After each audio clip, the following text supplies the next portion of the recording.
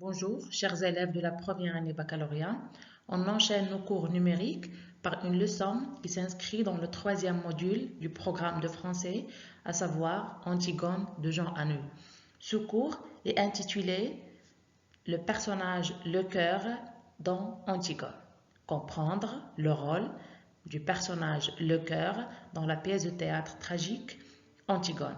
Donc, basé sur un corpus de répliques, de tirades et d'interventions du cœur durant toute l'histoire, on essaye de vous expliquer les différentes fonctions de ce personnage.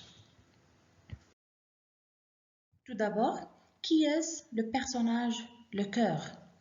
Donc, c'est un personnage dont la présence est indispensable, est importante dans les tragédies antiques. Le cœur, appelé aussi le prologue, est le porte-parole du dramaturge. Il parle à la langue de Jean Anouilh, ici dans cette pièce de théâtre. Il intervient également pour présenter les personnages, informer, critiquer, faire progresser les événements et parler au nom de la cité. Ci-dessous, nous expliquons les multiples apparitions de ce personnage ainsi que leurs fonctions.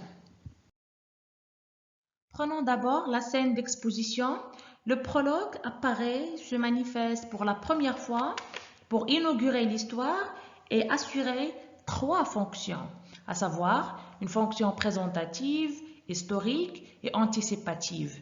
Il commence par présenter les personnages, un par un, leur description, les relations qui les unissent, ainsi que leur appartenance sociale. Ensuite, par le biais d'une rétrospection, le prologue se charge d'informer le lecteur sur certains éléments indispensables à la compréhension de l'histoire. Je parle ici du conflit mortel entre Polynice et Étéocle autour du trône. Puis, il assure une fonction anticipative. Tout simplement, on connaît dès le départ et grâce au prologue qu'Antigone et Aimant vont mourir à la fin. Donc, il annonce ce destin inévitable, ce destin tragique dès le départ. Passons maintenant à la page 53-54. Dans cette seconde apparition du personnage, le prologue, il nous expose, en moyen de métaphore, sa conception de la tragédie et du drame. Il nous explique l'essence même de la tragédie. Alors, selon lui, une pièce de théâtre tragique se caractérise principalement par le poids de la fatalité qui pèse très lourd sur les personnages de rang privilégié.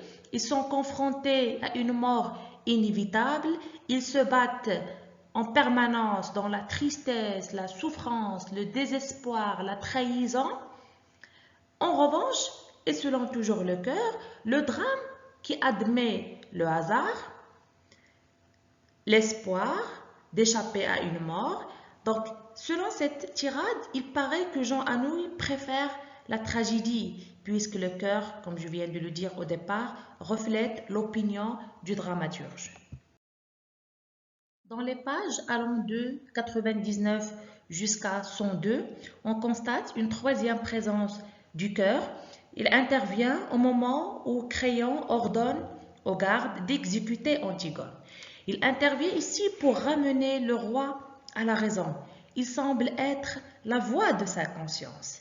Pour cela, il lui propose des alternatives, des solutions en vue de sauver la vie de la princesse. Dire par exemple qu'elle est une enfant, folle, l'enfermer, la faire fuir. Alors on remarque que le cœur, justement dans cette intervention, il apparaît comme le défenseur, comme le sauveur qui refuse de couler le sang royal. Dans la quatrième et la dernière apparition de ce personnage, de la page 117 jusqu'à la fin, le prologue ayant déclenché les événements au départ est le même qui s'occupe maintenant de les clôturer. Il fait pousser le dénouement en disant « Maintenant le tour de Créon approche ».